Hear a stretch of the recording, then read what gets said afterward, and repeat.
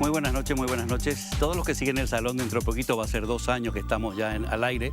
Venimos reclamando ya cuándo se terminarán las elecciones y podemos ya empezar a hablar de trabajo con nuestros invitados. Pues hoy ya es el día, inclusive por adelantado. Juan Carlos Baruja, buenas noches, ¿cómo estás? Muy buenas noches, Luis. Muy buenas noches a toda la audiencia. Muchas gracias por la invitación y un gran honor de vuelta estar contigo en tu programa. Gracias, ministro, ya te iba a decir senador, ministro, gobernador. Vos sabés que lo decíamos, es verdad, muchas veces, en tu caso has sido de las pocas personas que cuando ha venido a hablar de trabajo, cuando estabas en la gobernación Sí. de Paraguarí, pero la mayoría de nuestros otros invitados ya estaban en carrera política, de campaña, y siempre decía yo, ¿cuándo nos ponemos de lleno? Ahora entraste al Senado y ya fuiste uno de los primeros nombrados para el gabinete del futuro gobierno, como ministro del MUP. Asimismo, Luis, ya he sido electo senador, estoy proclamado y bueno, el 30 de junio voy a estar jurando, si Dios quiere, y participando de la primera sesión.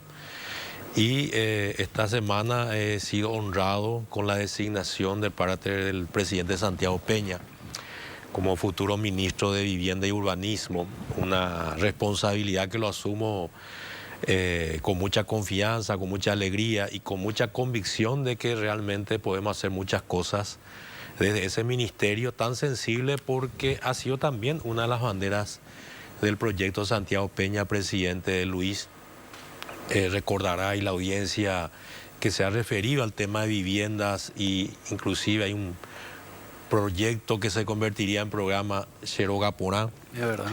que busca la reducción del déficit habitacional en la República del Paraguay. Hoy, según datos estadísticos, más de 1.100.000 es el déficit habitacional en la República del Paraguay. Es decir, lo que necesitamos, sumando las viviendas nuevas, las viviendas que necesitan ser ampliadas, las viviendas que tienen que ser reformadas, ¿verdad? Y en promedio estamos llevando adelante, a través del Ministerio de la Vivienda, números más, números menos, 7.000 soluciones habitacionales, que ni siquiera cubre el crecimiento orgánico. Es decir, que año tras año, en vez de ir reduciendo este déficit, a ese ritmo el déficit va creciendo, ¿verdad? Por lo cual el presidente Santiago Peña se ha propuesto que esta sea una de las banderas más importantes, buscar aumentar la cantidad de soluciones habitacionales que pudiera realizarse desde el ministerio y también desde el sector privado, generando la conexión necesaria para que eso ocurra, teniendo en cuenta también que hay una clase media que está pagando alquiler mes a mes. Se estima que están en el orden entre 400.000 y 500.000 familias que están pagando alquiler por una casa que no es suya. Es una casa que no es suya Y que, perdón para redondearte, Luis, sí. ¿verdad? Y que si encuentran condiciones financieras favorables, estamos hablando de créditos a plazos convenientes, a tasas convenientes, va a adquirir este crédito para utilizar ese monto, que en vez de estar pagando un alquiler, pague su propia casa, ¿verdad? Con eso creemos que vamos a dar un salto significativo en la construcción de vivienda, con el impacto social que genera, en el sentido de que todos soñamos legítimamente tener nuestra propia casa, Nuestro y el techo. impacto económico que genera la construcción en la economía. Justamente, primero, la enorme responsabilidad para vos de llevar uno de los que fue y algo muy importante en la campaña de Santi, que era el tema de estas propuestas de vivienda, ¿verdad? Te da a vos la responsabilidad de cumplir con su palabra, ¿verdad? Que decir, esto vamos a hacer, y vas a tener que llevar y ejecutar esa idea que era de la vivienda. Bueno, por un lado esa responsabilidad, por otro lado, Paraguay, muchas veces hemos hablado, tiene todavía un déficit muy grande en los créditos hipotecarios en general, no solamente en las viviendas, sino que no hemos avanzado a nivel mundial como hay en otros países, unos créditos hipotecarios bien pensados para que se puedan pagar, y los propios bancos todavía no están desarrollando, está avanzando de a poco, pero todavía no llegó a ese punto como para lo que vos decís, decir, bueno, valga la pena decir, bueno, en lugar de pagar un alquiler, estoy pagando mi propio techo y mi propia casa. Este tipo, una cosa que me llamó la atención y estaba viendo estos días que estaba visitando ya, porque te estás moviendo, muchas veces en otra época me han llamado a la radio a quejarse los ceramistas, la fábrica, la industria paraguaya, se sentían inclusive en una época con algún ministro desatendidos por el MOVE, como ignorados. Estuviste visitándoles ya, ¿verdad? Sí, del momento de mi designación, Luis, he empezado mis primeros contactos con los sectores con los cuales el ministerio está vinculado directa o indirectamente, ¿verdad? Indirectamente en el sentido de que ya el presidente Santiago Peña ha tomado una decisión que me ha transmitido de que las viviendas sociales que se lleven adelante desde el gobierno a través del Ministerio de la Vivienda sean con materiales cocidos. Eso implica la utilización de ladrillos, tejas, tejuelones, piso cerámico, ¿verdad? Y en ese sentido también me he reunido con la Asociación de Oleros, Asociación de Ceramistas, Transportistas, para escuchar un poco sus inquietudes y ellos han acogido de manera muy favorable. Te habrán sorprendido que les visites, creo yo, realmente. Están muy acostumbrados a que se les ignore, a que se les visite, ¿verdad? Pero en fin, esa va a ser un poco la temática de trabajo que quiero llevar adelante porque siempre ha sido mi sistema de trabajo, estar en contacto permanente, y creo que también eso es lo que ha determinado la decisión del presidente Santiago Peña de darme esta responsabilidad, el ejercicio permanente que he tenido en diferentes lugares y oportunidades de trabajo en donde siempre el contacto con los afectados es muy importante. Estamos hablando que una cartera donde tengo que estar en contacto permanente con organizaciones sociales, con intendentes, con gobernadores, diputados, senadores y todo el sector de la construcción que está involucrado de manera a articular y lograr ese objetivo, cual es aumentar la cantidad de soluciones habitacionales en la República del Paraguay. Qué bueno que decís eso, porque hoy estoy un poco, no es que quejica, pero voy recordando ciertas cosas que muchas veces nos hemos quejado en los diferentes programas de la falta de trabajo en equipo entre ciertos ministerios y muchas municipalidades, que no se articula bien y termina retrasando muchos proyectos y no tienen sentido, ¿verdad? Porque si hay voluntad solamente por avanzar por una parte o por la otra, no había esa articulación. Bueno, fuiste presidente también de los gobernadores, ¿verdad? ¿Cómo era? De los Consejo de Gobernadores. Del Sí. Consejo de Gobernadores. ¿Verdad? Es tan importante el trabajo en equipo, Juan Carlos. Totalmente de acuerdo. Sobre lo que te referís, Luis, por ejemplo, hablamos también de la vivienda de una manera integral. ¿En qué sentido? No es solamente construir la casa. La casa tiene que tener acceso, implica camino, implica la posibilidad de coordinar, ya sea con un municipio, con la gobernación o con el Ministerio de Obras Públicas y Comunicaciones. Implica tener también servicios de salud, implica instituciones educativas, implica empleo. Eso va a obligarnos a articular lo que vos decías. Nosotros tenemos que estar trabajando interinstitucionalmente, diferentes ministerios, diferentes instituciones, municipios, gobernaciones, para lograr ese objetivo de construir las viviendas, obtener el sueño de la casa propia de cada familia, que es darle dignidad, pero también generar arraigo. Y para que tenga arraigo, tiene que tener todas estas condiciones que hemos hablado anteriormente de caminos, servicios de salud, educación, empleo, electricidad, agua, ¿verdad? Entonces implica todas esas instituciones que yo tengo que estar articulando y llevando adelante para poder tener este objetivo. Así es que realmente, como vos decís, Luis, no hay lugar para estar trabajando en forma separada. Eso ya no funciona, ¿verdad? No podemos ya hacer cada ministerio un compartimiento estanco. Todos tenemos que estar conectados al propósito del presidente de la República, cual es reducir el déficit habitacional en el Paraguay, y por otro lado, generar empleo, porque una vivienda genera aproximadamente 10 empleos en forma directa e indirecta, ¿verdad? Desde albañiles, plomeros, electricistas, pintor, pisero, el chofer que lleva el camión que transporta el ladrillo, el tejuelón, la arena, la ferretería que está vendiendo los materiales, la despensa, la señora que vende la empanada, el remedio yuyo, en fin, es amplio y es muy fuerte el impacto positivo en la economía, el trabajo de construcción de viviendas en la República del Paraguay. Pasaste por el Ministerio de Agricultura. Sí. O sea, fuiste agarrando experiencia de diferentes sectores, ¿verdad? ¿Qué te dejó el Ministerio de Agricultura, por ejemplo? Bueno, no solamente el Ministerio de Agricultura, Luis, yo fui también intendente municipal, intendente, gobernador.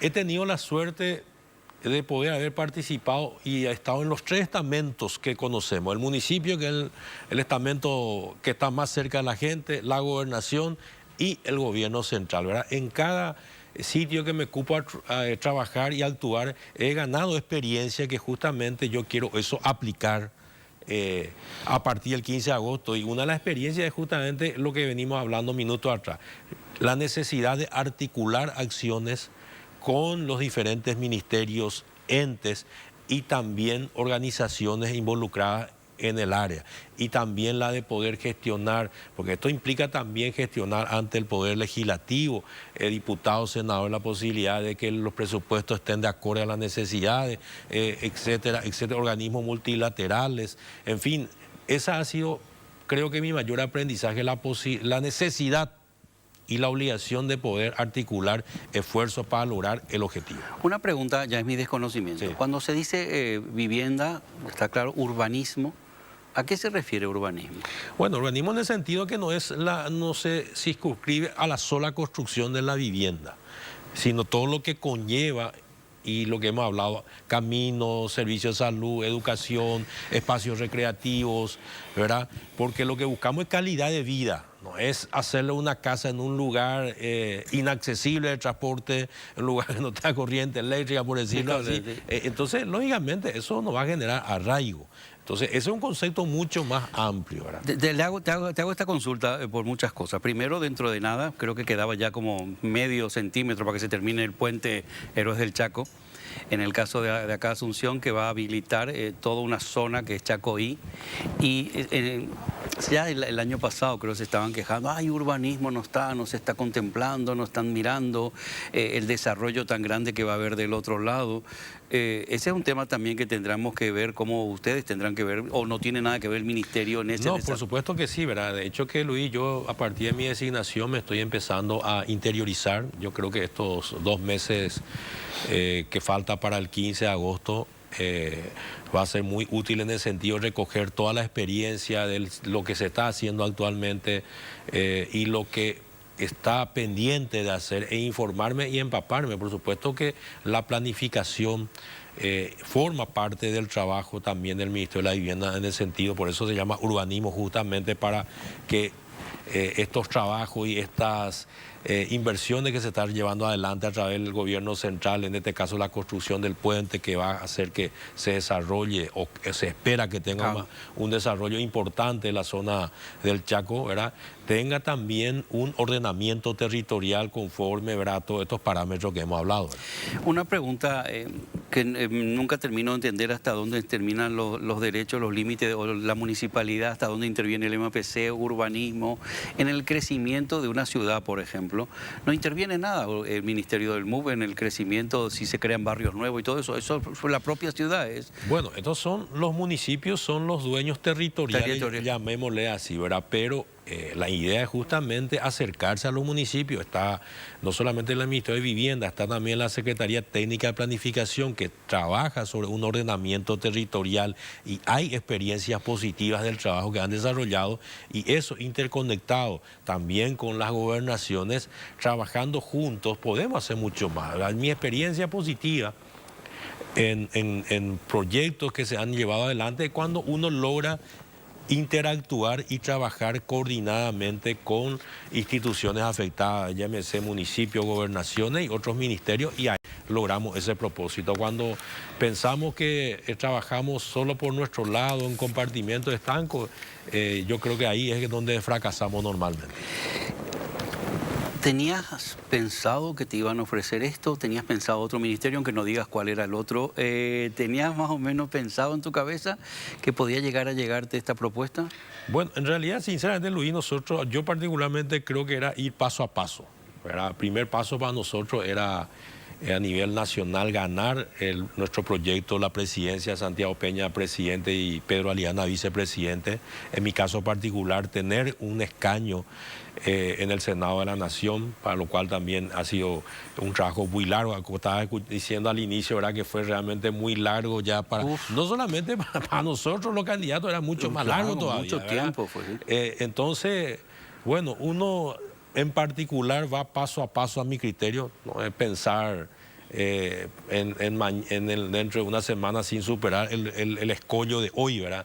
Pero posteriormente al 30 de abril, cuando ya el resultado ha sido favorable para nuestro proyecto y se empezaron a dar las primeras conversaciones con el presidente Peña, lógicamente me entusiasmó la posibilidad de estar en el Ejecutivo, trabajar en un área de mi formación técnica, que es la infraestructura. ¿Puedo saber qué te dijo?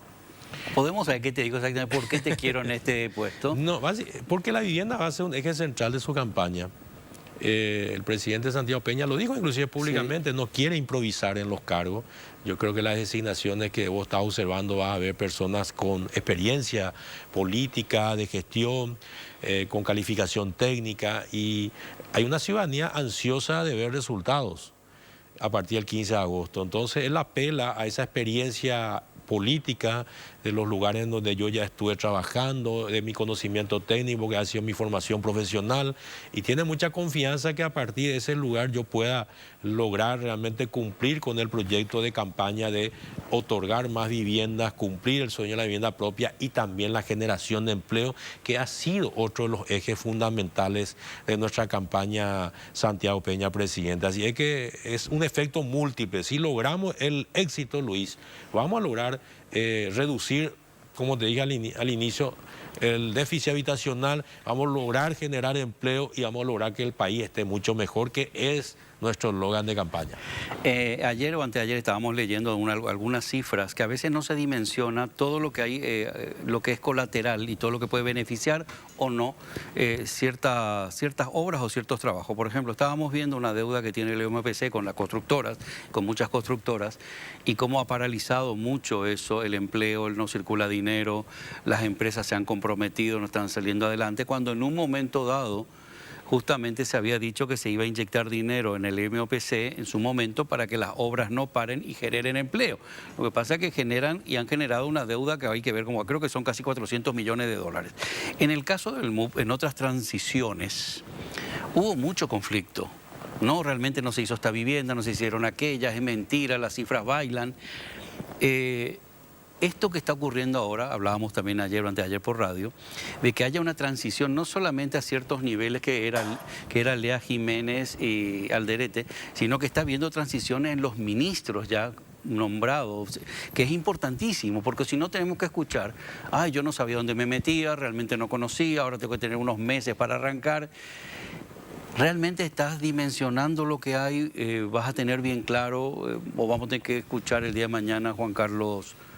Realmente esto que está ocurriendo es algo muy bueno para el país, ¿verdad? Se está llevando adelante una transición ordenada, una transición con mucha armonía. En mi caso particular, de hecho al actual ministro ya lo conozco, tuvimos inclusive la posibilidad y la suerte de haber trabajado juntos en el anterior gobierno, el presidente Carter, él siendo presidente del Banco Nacional de Fomento, yo siendo ministro de Agricultura, y he encontrado en él una excelente predisposición y eso me va a facilitar muchísimo para proseguir. La idea es, Luis, audiencia, no parar las cosas que están bien hechas, porque la economía va a verse muy afectada si nosotros realmente se logra o se frena. Y por otro lado, empaparme e interiorizarme para poder avanzar en proyectos nuevos que generen mayor impacto. Así es que realmente estos 2 meses a mí me va a permitir arrancar de muy buena manera. Sabiendo realmente, prácticamente. En un porcentaje muy importante de lo que está pasando. Uno nunca termina de conocer cuando hay una institución grande, pero yo creo que vamos a tener conocimiento de lo más importante y nos va a permitir, reitero, seguir avanzando en la línea de trabajo porque necesitamos una inversión fuerte en infraestructura que implica viviendas, implica ruta, implica saneamiento, en fin, para poder recuperar económicamente al país, que venimos de una situación de pandemia y no solamente el Paraguay, sino a nivel mundial, ¿verdad? Es increíble, pero pasé yo, al menos a nivel personal, una época de estar tan involucrado y haciendo seguimiento en todas las noticias que venía del MUV, primero de Senavitat y luego del MUP, y de repente ha bajado completamente. Sinceramente, hoy por hoy, está mal que lo diga, no tengo ni idea de cómo están ni qué están haciendo. No sé qué pasó, pasaron de tener una presencia constante por un ministro u otro, o todo el día con alguna foto que luego no coincidían cifras y datos con lo que supuestamente alguno mostraba. Pero para mí últimamente no sé en qué estado está el ministerio realmente, en qué vas a encontrar ahí. Bueno, nos estamos interiorizando, como dijo Luis, y aparte de la información, también nuestra intención es comunicar muchísimo a la ciudadanía, ¿verdad? Porque uno de los inconvenientes que estamos observando es la falta de información. Te juro que no lo sé. Porque la gente muchas veces quiere saber cómo puedo yo acceder a un crédito de la vivienda, dónde están los requisitos, cuáles son las entidades financieras que me pueden dar ese crédito o asesorar. Entonces, también queremos ser del Ministerio de la Vivienda un facilitador para el ciudadano que necesite información. Y no solamente información, la posibilidad de acompañarle desde la preparación de su carpeta en donde va a solicitar un crédito, Luis, acercarle la institución financiera e inclusive concretar ese crédito para que esa persona pueda comprar su propia vivienda que ya esté en el mercado o llevar adelante la construcción en base al criterio que ellos tengan. Ese es un eje del sector que está teniendo capacidad de pago. Y está el otro sector que viene históricamente trabajando el ministerio, que es los sectores vulnerables indígenas, a quienes prácticamente el subsidio llega al 95%, que a veces es el 100%, ¿verdad? Depende del sistema de las constructoras, ¿verdad? Entonces, eso, proseguir e incrementar en la medida que se pueda. Y por el otro lado, fortalecer ese sector de la clase media que tiene capacidad de pago. Entonces, si nosotros logramos ambos sectores ampliar, yo creo que, Luis, significativamente vamos a reducir el déficit habitacional y vamos a generar un impacto muy positivo en la economía, porque la inversión en infraestructura, y no es ningún secreto lo que yo lo diga, genera un impacto positivo en cualquier economía del país. Ha sido aplicado en otras situaciones. Sí, así es que a eso estamos apuntando, a eso apunta el gobierno de Santiago Peña a partir del 15 de agosto. En estos días, creo que el viernes arranca, no tiene nada que ver, pero sí me ha hecho acordar, una Expo Maquila en Ciudad del Este, y a veces hablábamos con Karina Daer cuando decíamos, bueno, las empresas maquiladoras, pero dice ella un día, y ahí empecé a dimensionar. Cuando viene una empresa y se instala, todo el entorno, a veces de la industria, cambia, porque se crean la señora de la empanada, la despensa, y realmente ese efecto positivo colateral es enorme. En el caso que ustedes, si pueden llegar a cabo todo y van construyendo, repito lo que dijiste hace un momento, y se viene a construir vivienda, es ya primero material paraguayo, mano de obra paraguaya. Segundo, acondicionar la vivienda. Tendrán que acondicionar la vivienda, entonces crea todo un círculo de movimiento y de dinero que es súper interesante realmente. Una cosa que causó mucho revuelo durante mucho tiempo y hasta ahora lamentablemente se sigue utilizando en forma de ataque, el barrio San Francisco. Sí.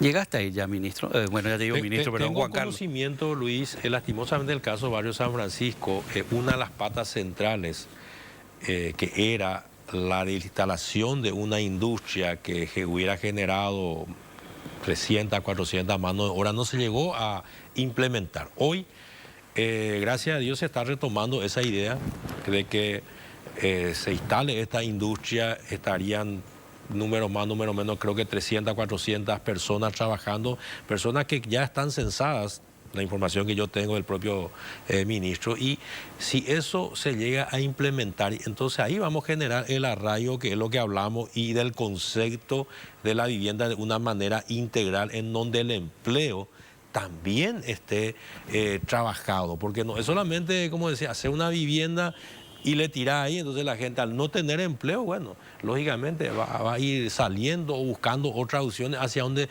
existe el empleo real. Así es que el barrio San Francisco es un ejemplo que hay que tomar las experiencias positivas de eso, y si hay situaciones que hay que corregir para una siguiente o varias experiencias similares, entonces hacer los ajustes para que tenga el éxito correspondiente, ¿verdad?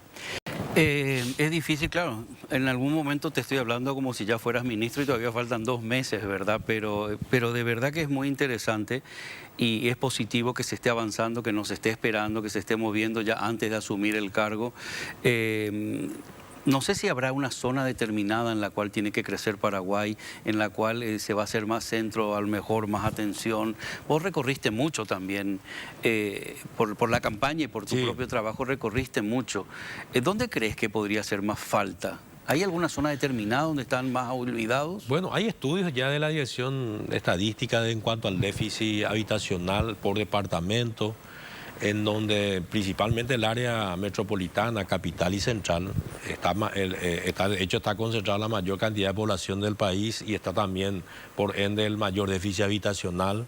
Tenemos que ir pensando técnicamente en base a los datos estadísticos, a lo que nos recomienda cuáles serían las zonas adecuadas, ¿verdad? De poder ir llevando adelante y el tipo de soluciones habitacionales, porque no también en algunos lugares pensar en soluciones verticales, ¿verdad? En departamentos de acuerdo un poco al trabajo que se quiere o el lugar de la gente quiera vivir. Por citarte un ejemplo, Luis, está un proyecto de la recuperación del centro histórico, ¿verdad? Que tengo que empaparme mejor para saber, pero están las nuevas oficinas de gobierno a metros del centro histórico, ¿verdad? Y vemos también que hay muchos edificios abandonados, entonces por ahí podemos conectar la necesidad con la demanda, ¿verdad? Entonces tenemos que ir trabajando en esos términos. La idea en este momento es mostrar un poco la visión que nosotros tenemos de lo que es la vivienda en los términos que hemos hablado, en cuanto a reducir el déficit habitacional y al impacto positivo en la economía y en la generación de empleo. Esa es un poco la visión que tiene hoy el gobierno de Santiago Peña. Te iba a comentar fuera de micrófono, te voy a comentar ahora. Había un proyecto muy lindo, sería bueno si en algún momento podés recuperar, que se llamaba Capital Joven. Era un proyecto de justamente dentro de la restauración del centro, atraer a los jóvenes con trabajo y reacondicionar viviendas que sean asequibles para ellos a nivel de alquiler y que puedan trabajar y darle vida al centro y encima con un trabajo, con los chicos trabajando, estudiando y eso podría cambiar muchísimo todo el entorno de la capital, que había que hablar con la municipalidad. Pero Capital Joven, si te acordás, sí, podrías investigar también. Voy a indagar un poco más, de hecho que también estos trabajos... está involucrada la municipalidad de Asunción, ¿verdad? Y todos los municipios en donde se trabaje, el municipio sí o sí tiene que tener participación. Por eso que en algún momento hemos hablado de la interacción del trabajo entre ministerios, municipios, gobernaciones. Pero ahí todavía no sabemos quién es el MPC, ¿verdad? Hasta ahora no está designada o ¿pero designado, sabes algo vos? No. Eso el presidente lo maneja. Porque depende de quién te toque, es vital. No, pero todo lo que estemos siendo designados por el presidente tenemos que entender que tenemos que trabajar coordinadamente y tenemos que buscar un resultado positivo porque ha sido parte de la campaña del presidente Santiago Peña. Así que nadie puede estar por encima del presidente, ¿verdad? Bueno, las reuniones seguirán, la transición, y mientras tanto vos vas componiendo ya un esquema de trabajo, ¿no te da tiempo de hacer eso? No, sí, ya me estoy interiorizando, voy viendo ya las cosas que se están haciendo. Te repito, es muy importante este proceso de transición y es muy importante la buena predisposición porque ganamos tiempo. Porque como vos decís, si no hiciésemos este proceso, uno arrancaría el 15 de agosto, entre informarte pasa el tiempo y bueno, y necesitamos arrancar rápidamente a partir del 15 de agosto. Tenemos una ciudadanía expectante y ansiosa y con justa razón esperando resultados positivos para que mejore su calidad de vida y que se cumpla lo que ha sido nuestro eslogan de campaña, que vamos a estar mejor. Ojalá sea así por la gente sobre todo, porque es un tema pendiente tan grande todavía el transporte, las rutas, las carreteras, el tiempo que pierde la gente en desplazarse para ir a trabajar porque vive tan lejos de sus sitios de trabajo. Tantas cosas pueden cambiar si se trabaja en equipo, ¿verdad? Y ojalá llegue ese momento. Esa es tu cámara. Si te dirigí a la audiencia, lo que quieras decirle. Yo te agradezco ya tu tiempo. Bueno, agradecerte de vuelta el espacio, Luis. Decirle a la ciudadanía que nos tenga confianza, que tengamos todo fe y que nos apoyemos para lograr el objetivo de tener una gran gestión de gobierno y que la ciudadanía pueda estar mejor a partir del 15 de agosto. Muchas gracias, Luis. Ojalá de verdad trabajen en equipo por el bien de la población y así creo que se va a avanzar mucho más rápido. Gracias, Juan Carlos Baruja. Gracias, Luis. Ahora volvemos. Estamos de vuelta y recibimos al senador Enrique Riera. Buenas noches, senador, ¿cómo estás? Buenas noches, muchas gracias por la invitación. Bueno, un saludo respetuoso a tu audiencia y a las órdenes de estos dos gentiles entrevistadores. Entrevistadores. tenemos tantas cosas que hablar, que preguntarte, ¿verdad? Y es un tema tan importante, el Ministerio del Interior, la seguridad nacional. Mira, lo que puedo decir para empezar a desgranar la cosa es contarte las dos cosas que el presidente me planteó. Lo primero, que me parece una visión interesante. Los políticos tengo que tener alguna visión, algún objetivo, a la tierra prometida. No sabes si se llega o no, pero tenés que tener claro a dónde vas. Y él me dijo, mira, yo tengo en la cabeza, espero que coincidamos, que la ecuación es a mayor seguridad, mayor desarrollo. Lo segundo es, si el Estado no nos da seguridad, no nos sirve. O sea, la razón del Estado es la seguridad. El Estado se creó para crear reglas de convivencia mínimas ciudadanas. Entonces, nuestro problema para llegar al grado de inversión es ofrecer garantías, pero no solamente me dijo ciudadanas para el problema del brazo largo de la policía, que mucha gente limita la función del Ministerio del Interior a esa actividad, sino también la seguridad jurídica. La seguridad de la tenencia y propiedad de los inmuebles, que es un tema que nosotros lo hablamos mucho en tu programa, ¿verdad? La seguridad y el segundo eje, aparte de la seguridad interna, es la gobernabilidad democrática. Vos tenés que hacer un trabajo interinstitucional, multidisciplinario, cuidar los 8 millones de paraguayos, cuidarme a mí, cuidar los ministros, cuidar las instituciones que funcionen para que nosotros hagamos volar este país. Una cosa que yo soy muy crítico y he sido muy crítico, cuando el gobierno que está actual iba a asumir, dijo que para ese gobierno iba a ser la seguridad primordial. Yo no lo vi, brilló por su ausencia. Es importante lo que estás diciendo, Enrique, como siempre, ¿verdad? Pero ¿hasta dónde abarca el Ministerio del Interior? ¿Hasta dónde es importante y puede afectar en la economía, inclusive en la seguridad de un país? Pues yo creo que los padres constituyentes, cuando diseñaron nuestra Carta Magna, fueron muy claros al decir de que la policía es una institución obediente, no deliberante, jerárquicamente dependiente del brazo político del Ejecutivo, responsable de la seguridad interna. Hasta ahí todo bien. Lo segundo, es el primer decreto que se firma. Entonces, algunos amigos tomándome el pelo me dijo, yo le escuché decir que era el primer ministro, que cambiamos el sistema. No, porque el primero que firma, yo soy el único que firmo mi propio decreto y después tengo que firmar el decreto de Héctor Luis Rubín, de todos los otros ministros. Bueno, por esa razón es el primer anunciado, por esa razón es el primer designado. Y eso también hace que yo trabaje con mis pares. O sea, fíjate este detalle no menor. Para entendernos, cuando yo trabajaba en el Ministerio de Educación, yo tenía que hacer escuelas, yo tenía que repartir mochilas, preocuparme por el almuerzo escolar, capacitar a los docentes, etc. Yo hacía cosas. En este trabajo yo voy a tener que hacer que todos los demás hagan su función para desactivar el problema. Ejemplo concreto, la iluminación de una plaza de seguridad, la urbanización de un asentamiento de seguridad. En esas dos áreas, vos me decís, ¿qué tiene que ver con la plaza? Nada, no tengo que ver, pero si le puedo llamar al intendente, le tengo que llamar al intendente, decirle, acuerda nuestro mapa del delito, ahí hay una zona de conflicto, necesitamos mejorar las condiciones urbanas, generar actividades sociales, culturales, deportivas, hay que ocupar los espacios públicos. Y vos me decís, pero ¿eso qué tiene que ver con la policía? Y nada, en líneas generales es una parte de mi trabajo.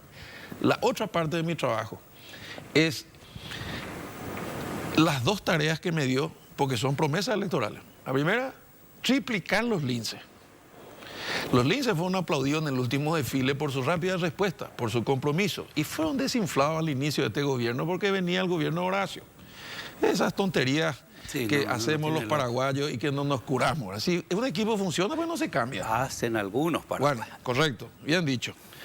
Entonces, esa es una tarea concreta. ¿Por qué? Porque ya consiguieron lo más difícil del sector público, la credibilidad, la confianza. Vos sentís que un lince está detrás de cada árbol y te sentís seguro, porque viste el tipo comprometido por reacción. Cosa que no pasa, perdón, con la policía ahora. Sí, la policía tiene un gran trabajo de prestigio. Bueno, luego tenemos que hablar de recuperar la credibilidad. Sí. Bueno, y en la segunda tarea, ligada a la primera, es que la propia policía, todavía no tengo números duros, Luis, por eso te voy a deber cuando entre, voy a estar todo el día en contacto con todo el mundo y contigo.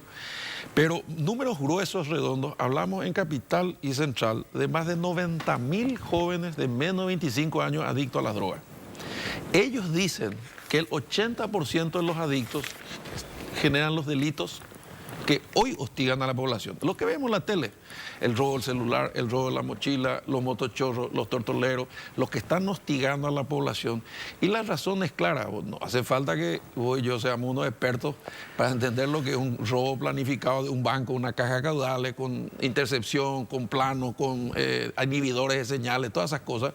Este es un robo rapiñero porque necesitan empeñado vender para seguir consumiendo. Entonces el enfoque es salud pública. Si voy a agarrar los 90.000 y cuando la policía los detenga, tener instrucciones que se pudran en la cárcel, como alguna gente quiere, no está resolviendo el problema, porque estos son adictos. Y el doctor Manuel Fresco, que algún día, decía, bueno, lo entreviste, te va a contar cosas que yo desconocía, confieso, que es director del Centro Nacional de Adicciones. Y él dice, mira, Enriquito, o doctor, nos conocemos hace años, ¿verdad? Me dice, yo cuando tenga un micrófono o una cámara, contá esto, porque nadie sabe. La gente cree que todos los drogadictos son irrecuperables o muy difíciles de recuperar y que todos tienen que ser internados. No hay centros de recuperación para 90.000. Pero me dijo esto, la internación es el caso extremo para la desintoxicación y son menos de 30 días. Tenemos infraestructura y podemos mejorarla. Los tratamientos ambulatorios son muy eficaces. Y la ley de salud mental que vos mismo firmaste, confieso que yo esa parte no recordaba, exige a todo el sistema de salud tener un profesional en cada local, sea una USF o sea un hospital de alta Te quiero decir, complejidad. senador, justamente que todo el programa pasado, justamente hablamos de la ley de salud mental. No, Estuvo Lilian Samaniego. Y que es otra de las promotoras. son ustedes tres, El creo que director eran. del Hospital Psiquiátrico también y la directora de la Bueno, Secretaría pero de... ¿cómo se me ocurre luego insinuarte algo a un No. tipo como vos que está informado? Te No, quiero- pero fue te- súper interesante. Bueno, pero es complementario con lo que digo. Exactamente, por eso te quería justo comentar que es complementario lo que estás diciendo y la importancia de trabajar en equipo. Bueno, y ahí, para que vos veas, cuando me decís, bueno, pues yo escuché eso y nunca se hizo. Entonces, el ministro del Interior tiene, obviamente, la fuerza de seguridad interna que tiene que actuar con todo el peso de la ley sobre los traficantes de la muerte, los que producen, los que importan, los que distribuyen. Ahí está la Senat, ahí está la Secretaría Nacional de Inteligencia, ahí está el Ejército en los ríos, la Marina, la DINAC y las 1.500 pistas que denunciamos en tu programa clandestina, el puente por donde pasan. Esa es la represión pura y dura. Vos sabés que dijiste algo que me llama mucho la atención y que siempre me gustó. Por un lado, el tema de que yo estaba cuestionando por qué un ministro de Educación tiene que ser de albañil, constructor, tiene que estar preocupando de eso y le saca del foco de lo que es la propia educación. Bueno, pero al decir vos que creo que siempre fue mucho más eficiente cuando hay una cabeza que es la que está controlando el trabajo de los demás y no tiene que estar haciendo un trabajo directo de campo que le desenfoca, es mi punto de vista, creo que puede ser más producente que estar ahí en el campo como se le exige. Ay, ¿por qué no hiciste esta escuela en el caso del ministro? ¿Por qué no construiste aquello? ¿No? Bueno, es muy importante eso, el trabajo en equipo, la salud mental, el Ministerio del Interior. Entonces, si podemos ir separando ciertas cosas, te voy a pedir. Todos estos días nosotros estamos hablando en radio y criticando el abandono que creemos que tiene la policía. Y dentro de todo lo que estamos hablando del abandono de la policía, el otro día nos hicimos eco de esa incautación que hubo en Tacumbú. Y hablamos con el ministro de Justicia y nos llamó la atención que yo no había caído. Dice, imagínase el sueldo que cobra un funcionario en la cárcel, que es de 2.700.000 guaraníes, y tiene que estar trabajando con personas que son narcotraficantes, que mueven millones y millones. No es justificar, pero ¿cómo no se van a confundir? ¿Cómo no van a...? Bueno, en el tema de la policía lo mismo poníamos, tienen sueldos ínfimos, no tienen a veces combustible, no tienen dónde ir, te dicen, pero ¿cómo si la propia comisaría o el comisario tal es el que está metido y está trabajando? ¿Qué tendríamos que tener para llegar a lo que es la policía chilena, por ejemplo? Muy buen dato, muy buen punto. En este momento estamos discutiendo el proyecto de reforma y modernización de la Policía Nacional.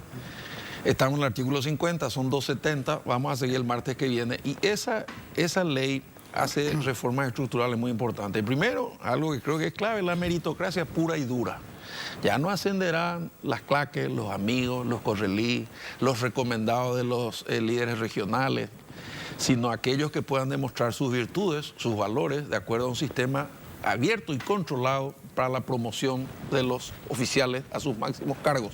Segundo, en la misma línea de la exigencia que van a tener, porque esto está patrocinado y copiado del modelo más exitoso que conocemos hoy, que es la policía colombiana, que vimos cómo trabajó con la Fiscalía y con el Poder Judicial en el dramático caso de Marcelo Pecci. Sí. Todos vimos cómo reaccionaron, los detuvieron, mostraron las pruebas, los condenaron, hoy están condenados y han pasado meses, un año.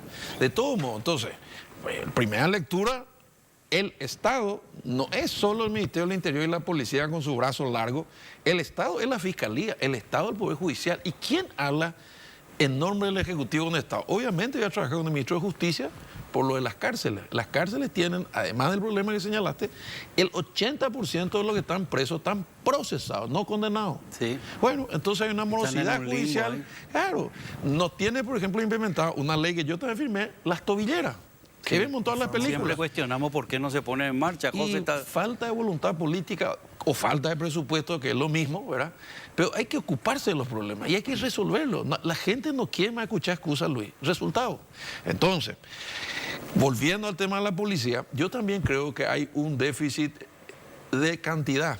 En la época de Euclides, que es amigo, y de ustedes también creo por los años que nos conocemos, sí.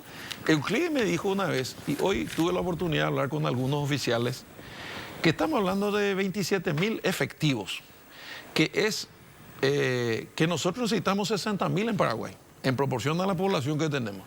Pero cuando decimos 27.000, ahí hay que restar los que están en puestos administrativos. Y después hay que restarle a los días aunque cumplan 12 horas de trabajo, realmente en la calle no hay más de 7 u 8.000 para cuidar 8 millones y sin los medios. Están a culatazos sin balas en términos salariales, en términos de infraestructura, en términos de tecnología, que hoy ya está aprobada. O sea, las cámaras, los reconocimientos faciales, los chips de los documentos para que no se falsifiquen, todo eso cuesta plata. Pero ¿sabe cuál es la buena noticia?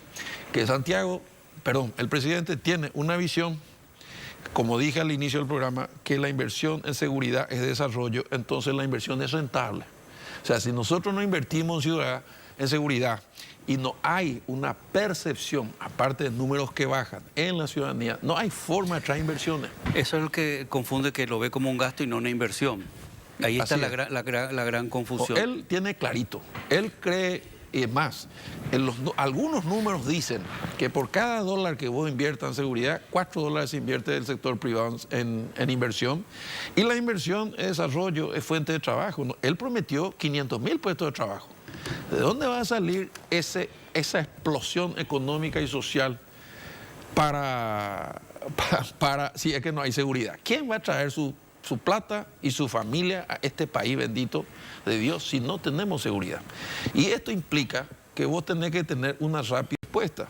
Por eso es que hay que trabajar científicamente, técnicamente. Yo tengo decisión política nomás, pero yo tengo que tener un mapa del delito y saber dónde hay contrabando, dónde hay crimen organizado, dónde hay droga, dónde hay robo bagatelario. Senador, varios ejemplos. Nombraste ahora el contrabando y hablamos mucho nosotros con las industrias.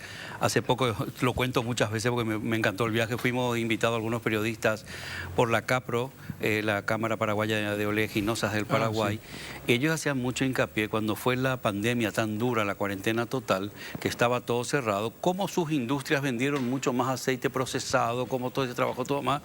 Y eso al final genera empleo, ¿verdad? Hay mucha gente que cree que por comprar de contrabando se ahorra dinero y no se da cuenta que realmente esto está ocasionando que las empresas no tengan que contratar más personal. Y bueno, es todo un círculo vicioso. El contrabando es una pérdida enorme para el país y hasta ahora nunca se soluciona. Siempre te dicen que hay tentáculos, que hay brazos, que por algo no se da, que por algo no se avanza. No, yo creo que ahí hay que empezar a hablar de algo que es muy delicado, que es la integridad de las fuerzas de seguridad o del Estado. Porque vos y yo hemos visto, y todos creo, a mí me mostraron en el Senado, ¿verdad? Una pantalla grande en blanco y negro, 45 camiones llenos de mercadería pasando por la Armada en Sajonia. Nada. No pasó nada. Bueno, integridad. O sea, hay muchas veces que las fuerzas policiales hacen un esfuerzo, detienen a un maleante, le entregan a la fiscalía, empiezan las chicanas y 15 días después lo largan, entonces obviamente la puta. Como si fuera fácil, ¿verdad?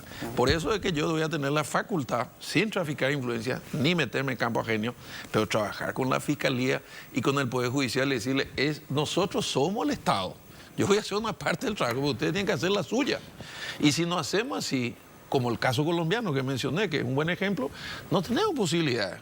Porque te voy a decir algo más que ya puede ser una visión un poco apocalíptica, pero yo creo, sinceramente, Luis, ya que peinamos canas, que estos 5 años, si no generamos esperanza y resultados, dentro de 5 años tenemos un payo o 5 payos o el que sea, porque el equipo excluido de la democracia va a patear el tablero y nadie nos va a salvar. Claro, ahí entra, ¿cosa querías decir algo? No, estaba un poco por lo que estabas hablando, Enrique, lo que comentaba el actual ministro del Interior, las cifras de los presupuestos, que decía que la policía, por ejemplo, el 80 y algo % se va en sueldos. Sí, señor, me dijo ayer. 350 funcionarios, creo, si no entendí mal, tiene el Ministerio del Interior. Y encima son sueldos de porquería, lo de la policía, pero perdón. no son policías. Para la son responsabilidad que tienen son sueldos malos, bajísimos. Claro, pero son funcionarios del Ministerio del Interior que la mayoría hace trabajo, comentabas antes, trabajo administrativo. O sea, eso es aparte de la policía. O sea, sí, señor. Hay un tema presupuestario que él decía esta mañana, el doble no sería suficiente. El triple o el cuádruple no sé. ¿Cómo se va a hacer eso? Bueno, ahí tenemos una ventaja. Tenemos un presidente electo que fue ministro de Hacienda. Y cuando yo trabajaba con él, de mi visión de ministro de Educación, él no me decía cuánto necesita, qué quería hacer. Él quería que yo fije el objetivo. Él le decía, yo necesito enviar 1000 docentes rurales a Europa. Ah, fantástico. Voy a hacer números y te voy a decir. Después me llamaba, me decía, esto sale una fortuna, pero te voy a conseguir la plata. Después le decía, quiero arreglar 1000 escuelas que se están cayendo. Después le decía, necesitamos aumentar el salario docente. ¿Y por qué? Me dijo. Y porque hay una ley que tiene 17 años que exige el salario básico profesional. No por la cara de los perros del color.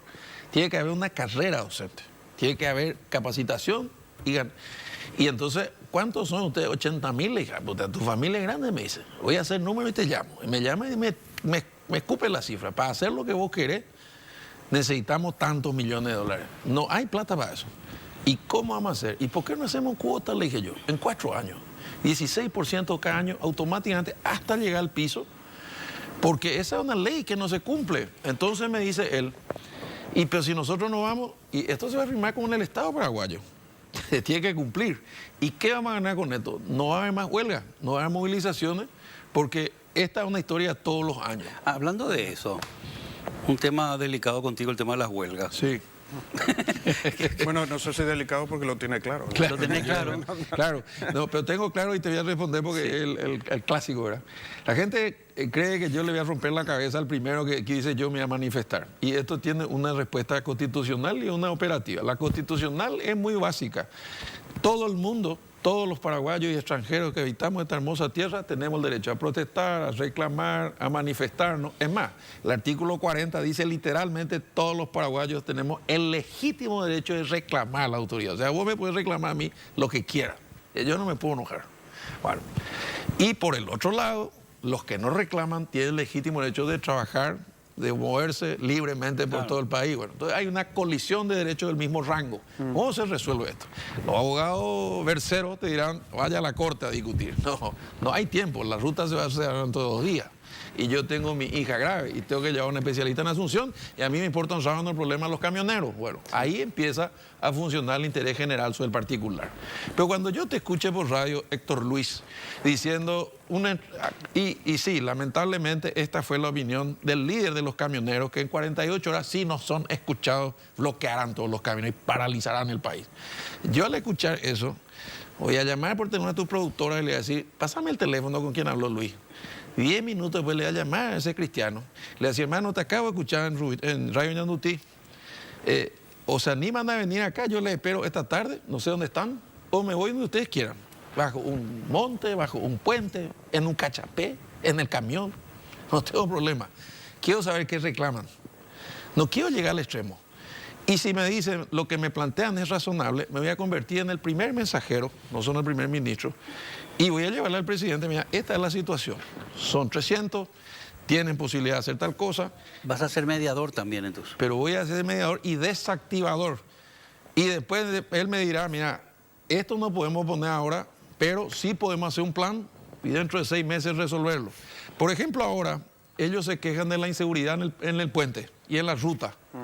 Bueno, vos le podés decir, mira, vamos a resolver esto. O viajan con un policía, o ponemos cámaras, o le seguimos con drones, o armamos convoy, patrullera adelante, patrullera atrás. Alguna solución va a haber, pero no bloqueen el camino porque tu derecho llega hasta donde empieza el mío. Bueno, y no se puede resolver los problemas por lo más legítimo que sea tu reclamo. Y esa es la teoría de las tarjetas en el fútbol, Luis. Entonces, vos verás, y con esto acabo, yo pretendo ser un referee que cobre bien. Y cuando mejor cobra no se lo siente. Nunca escuché el silbato. La pelota no sale de la cancha y el juego fluye. Ese es mi trabajo.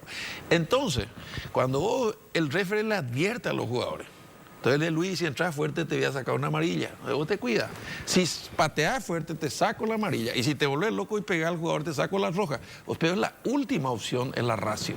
Pero el ministro tiene que ser proactivo y escuchar los problemas y resolverlos desde el poder, lo que puede resolver lo que sea legítimo. Bueno, y último, aplicar la ley. Con esto termino, sí, te prometo. Porque yo no quiero, Luis, que le tenga miedo ni al presidente, ni al ministro, ni a la policía. Quiero que le tenga miedo a la ley. Respeto irrestricto a la ley. Vos sabés que lamentablemente voló el tiempo y sí, yo sé. Vamos a tener que hacer por vamos capítulo. A hacer otro. Voy a hacer una miniserie, habrá que hacer contigo una miniserie. Hay tantas cosas que hablar, lo que es urgente, lo que es importante, sí, el tema de trabajar con las municipalidades, de las gobernaciones. El tema de la seguridad privada, que hoy se trató en senadores también. Sí, se está regulando, se está intentando regular eso. Vos te voy a decir esa es una anécdota para que veas lo serio. Una de las razones que también saltó ahora por razones obvias de la tragedia de Coabolaño es por la falta de control de los guardias privados que cerraron las puertas, sí, porque creían que se escapaba la gente sin pagar la cuenta. Un bombero chileno me dijo, mira, desde el fondo del supermercado hasta las puertas en 12 segundos llega. Si las puertas estaban abiertas se salvaba un montón de gente. Pero si las puertas están cerradas, no hay medida de seguridad que funcione. Fíjate si no es importante. Dos cosas te quiero decir, no tenemos casi tiempo. El sicariato, hace mucho tiempo, muchos 3, 4 años, nos dijo López Perito ya en el programa de radio, el sicariato está llegando a Asunción. Sí. Esta mañana estaba escuchando el Monumental y me quedé impresionado, estaban hablando con Santi, una persona del Mercado 4, absolutamente desesperada por la cantidad de drogas, los clanes que hay, amenazas, habían denunciado un robo, la persona que robó, que habían denunciado, estaba en la cárcel, pero ahora supuestamente unos sicarios de parte de esa persona le perseguían al tipo que fueron a buscarle, al que denunció. No me diga. Decía que nadie le hacía caso. De verdad que esto está llegando a la cantidad de clanes y cosas por la falta de mano dura, no sé cómo llamarle, o la falta de atención. Entonces, ¿qué es lo urgente e importante para vos, senador, como ministro? ¿Qué es lo que va a arrancar? Y ya para terminar eso. Bueno, las dos cosas que me encargó el presidente son muy claras. Lo primero es triplicar los linces y lo segundo es combatir el microtráfico de las drogas en Capital y Central, que es donde se genera el 80% de los delitos por este problema, enfocando 3 áreas. La parte represiva, la parte médica, salud pública, y la tercera pata es la preventiva, entrar a todos los colegios, a todos los cursos de todo el país, enseñando qué es la droga, los efectos del crack, pero no solo a ellos, a la comunidad educativa. Los padres no saben qué hacer con sus hijos. Te puedo preguntar rápido si estás a favor o no de la mochila, revisión de mochilas. Hacer monumentos y se hacen en una escala reducida y no genera ni la trascendencia ni el impacto para la gente. Y los monumentos tienen que contar algo también y en este caso se está dando de una forma muy linda y mágica. Y en realidad es una inversión, ¿no? Lo que se hace también porque genera turismo, que genera puestos de trabajo, que genera más movimiento en esas zonas, con lo cual hay más visibilidad de personas y hay menos, los delincuentes tienen menos oportunidades. Hay más movimiento en la zona. Claro, hay más movimiento, hay más... Claro, genera un control social también de la gente que se empieza a apropiar del espacio público.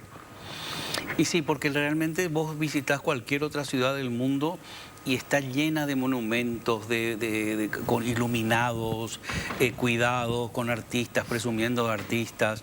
Nosotros no tenemos grandes monumentos que nos hayan dejado de herencia anteriormente, ¿verdad? Qué raro eso, Juanpi.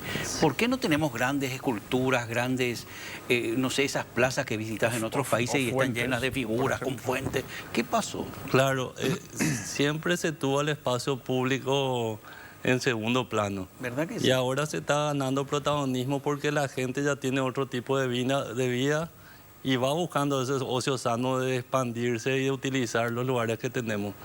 La costanera de Asunción está contribuyendo muchísimo, así como otras costaneras que están en otras ciudades. ¿Hay Y para mí- esculturas en otras costaneras? ¿Cómo? ¿Hay esculturas de otros artistas? ¿Tenés idea en otras costaneras? Sí, creo que hay obras, pero también, o sea, yo por ejemplo lo que vi, en Encarnación se realizó un Roque González de Santa Cruz, creo, y no sé qué otra obra más.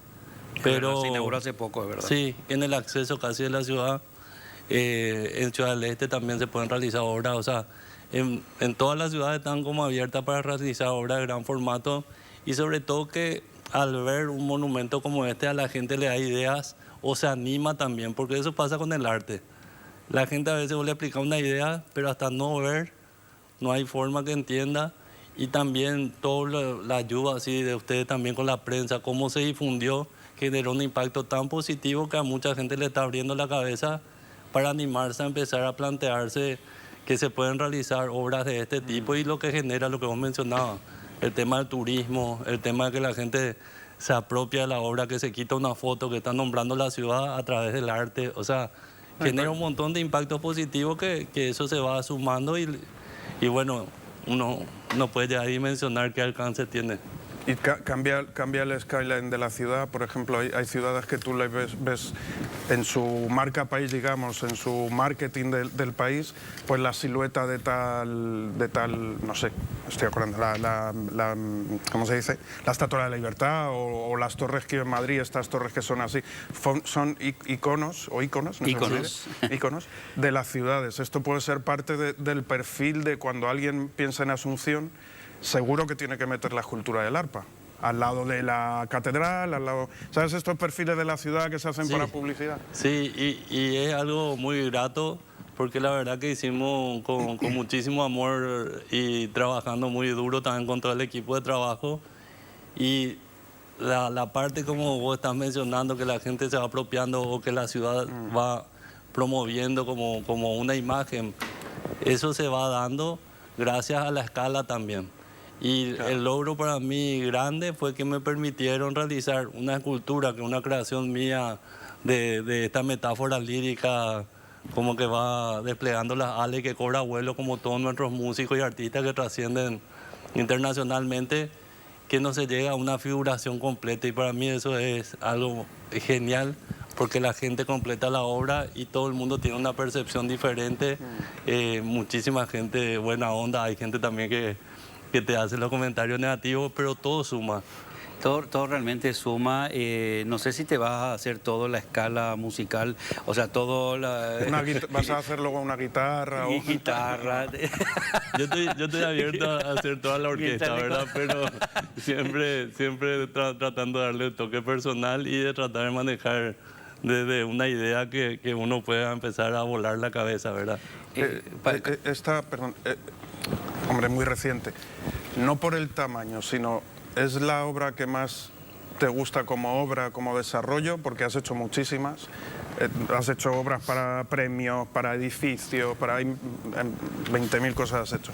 Pero esta donde se encontré, ya te digo, no por el tamaño y la grandiosidad, sino... Sí. ¿Qué lugar ocupa en su corazón? ¿Querés saber o qué? A mí me llena de orgullo y siempre menciono como equipo de trabajo porque se logró de esa manera. Uno, porque soy acá de Asunción, ¿verdad? Amante de la música y que me permitan rendirle un homenaje también a un héroe civil y que nos representa a todos los músicos. Y es como que yo no dimensionaba la repercusión y cómo la gente iba a reaccionar con todo lo que está pasando en las redes y los medios que están mostrando. O sea, creo que estaba re emocionado de hacer porque iba a hacer algo en homenaje a los músicos, pero la gente me está haciendo saber que es lo más grande que hice hasta ahora. O sea, porque a mí también me tocó mucho lo que dice Nelly Coabolaño. La paloma Nelly Coabolaño, pero ahí era un tema muy delicado, muy sensible, y ¿verdad? que era dando esperanza y también rendir un homenaje a los fallecidos. Pero en este caso, tanta gente va a la costanera y ahora todo el tiempo me mandan fotos que se quitan y todo. O sea, es como que generó una energía linda. Y te abrió otras puertas, abrió otros horizontes, porque a veces el arte es para un determinado círculo, ¿verdad? Claro. No todo el mundo todavía descubrió la belleza del arte y esto le va a acercar al arte. Así Eso es lo mismo, que y yo eso es creo. lo lindo del espacio público y que pueda estar, por eso también que esté en la costanera de Asunción es un escaparate y sobre todo que a partir de que está ahí ya no me pertenece la obra, para la gente. Y eso es lo más lindo, porque ahora que yo paso, miro y me da gusto ver, porque es una creación mía, pero lo que me gusta es que la gente se adueñó ya de la obra. Juan, sí, Pero pregunte. te pregunto, ¿no? Sí, no está bien. Eres profesor. Enseño escultura en el Enseñas Instituto escultura en Bellas Superior de Bellas Artes. Artes y enseño grabado también. ¿Y qué edad tienen tus alumnos, más o menos? 18, 20 y después hay más grandes. ¿Y qué te dicen ellos cuando ven que su profe ha hecho esa intervención? La verdad que casi lagrimé porque cuando fui a la clase me recibieron todos aplaudiendo y fue muy, muy emotivo y sobre todo que pueda algo que yo hice le pueda estimular a ellos a querer seguir con el arte. O sea, muchas veces hace falta tener como ejemplos, no yo como persona, sino que pueden pasar este tipo de obras que se pueden concretar, que eso les sirva de estímulo a los demás para poder seguir soñando todos juntos de tener espacios públicos que dé más gusto estar y trabajar en conjunto también desde lo público y privado. O sea, se suman muchas cosas. Ayer nos dijo alguien que saldrá dentro de poco en un programa, en otro programa nuestro, dijo, qué lindo sería que algún día te dejen de preguntar, ¿podés vivir del arte? Sí, y vos sabés que es un tema porque sí se lucha, pero yo siempre luché con cariño. O sea, y la verdad que mucha gente me hizo alusión a que estaban contentos por mi perseverancia. Y eso digo así públicamente porque es como un mensaje a toda la gente también que hay que perseverar, porque uno tiene que ir encontrando la forma de poder generar su proyecto también y de concretarlo. Hay muchísimos artistas nuevos también, muchas formas nuevas en el arte. Gracias a Dios, hay tantas construcciones de edificios, Dios, donde la gente está entendiendo que incorporar el arte de nuestros artistas paraguayos en sus casas, en sus diseños, está bien y queda lindo y quedan originales, ¿verdad? Claro, y te genera otra energía. Yo siempre siempre digo, cuando te preguntan qué obra puedo adquirir o cuál puedo comprar, ¿verdad? Yo siempre le digo la que le haga sentir bien o que le guste por determinado motivo, porque vos tenés la obra y vas a tener siempre viéndolo. O sea, es conectarte con la obra. Lo más lindo que hay cuando alguien se conecta con tu obra y adquiere la obra porque quiere tener, es como algo que necesita. A mí me pasa, lo puedo decir en primera persona. Yo tengo 2 obras de Juanpi y están en un sitio que para mí está de paso, siempre las veo. Ayer la estaba limpiando, justamente le estaba sacando ayer el polvito. A mí me llenan de energía, es raro eso, ¿verdad? Como algo te transmite y te llega, no hay un porqué. Claro, y es esa conexión también desde la serie de lo que uno quiere transmitir, ¿verdad? Y eso, por ejemplo, volviendo a lo que también vos me preguntabas, esa energía tiene el monumento del arpa, que hay como un montón de cosas positivas que queríamos transmitir y rindiendo homenaje otra vez a tanta gente que está luchando con su música y trascendiendo y que cobra vuelo con ello, ¿verdad? Juanpi, el tiempo voló. Te agradezco muchísimo tu visita. Yo creo que esto ojalá se siga repitiendo y vaya abriendo puertas para que no necesitemos ir a sitios cerrados para ver maravillosas obras de arte. Última pregunta. Seguro que en tu cabeza, porque tú tienes muchísimos proyectos a la vez, lo poco que te conozco de las entrevistas y eso, ¿dónde es el próximo o dónde te gustaría que estuviera tu próximo gran monumento? Ahora hay algo concreto que la semana que viene se inaugura en Paraguarí, que es un monumento por la batalla de Cerro Porteño y que trabajé ahí con la Secretaría de Cultura del Congreso. Y mi exposición también es el sábado 17. Este fin de semana, ¿no? Este fin de semana, dentro de la noche de la galería, en Viedma Arte, tengo una exposición individual de esculturas y estoy trabajando con otros municipios también ya en ideas que esperemos poder ya avisar que se están haciendo. Wow, qué lindo. Este fin de le estoy cortando todo el rato, como he salido solo... A ver, en este programa estoy participando contigo en la entrevista porque llegué tarde. Este fin de semana es la noche de las galerías y hay un recorrido de buses por toda Asunción que te lleva de una galería a otra. Dentro de esas galerías está donde está tu Sí, exposición. creo que son 13 galerías organizadas GAPA y es muy linda la experiencia porque mucha gente hace ese recorrido en buses y tiene la posibilidad de recorrer todas las galerías. Y ahí en Viedma le vamos a estar esperando para brindar también, así que es una opción. Es una buena opción. Gracias, Juanpi. Gracias a ustedes. Enhorabuena otra vez. Ahora volvemos. Gracias. Vamos a dar paso a José Antonio, que nos va a dar unos consejos. José. Sí, atención, atención, KQP Urba trae un nuevo lanzamiento, Fracción La Serena 2, que tiene todo lo que buscas. Está ubicado en el barrio San Felipe, a pocos metros de la ruta Pirayú-KQP y de la ruta número 2, zona totalmente poblada, situada junto al Club 1 de Enero. Alrededor cuenta con comisaría, hospital, terminal de ómnibus, escuelas y comercios. El lote que elijas lo tienes a cuotas corridas sin reajustes, posesión inmediata a sola firma, ideales para casa quinta, para vivienda o inversión. Encontrá el plan ideal para tus objetivos y paga tu primera cuota con Urba.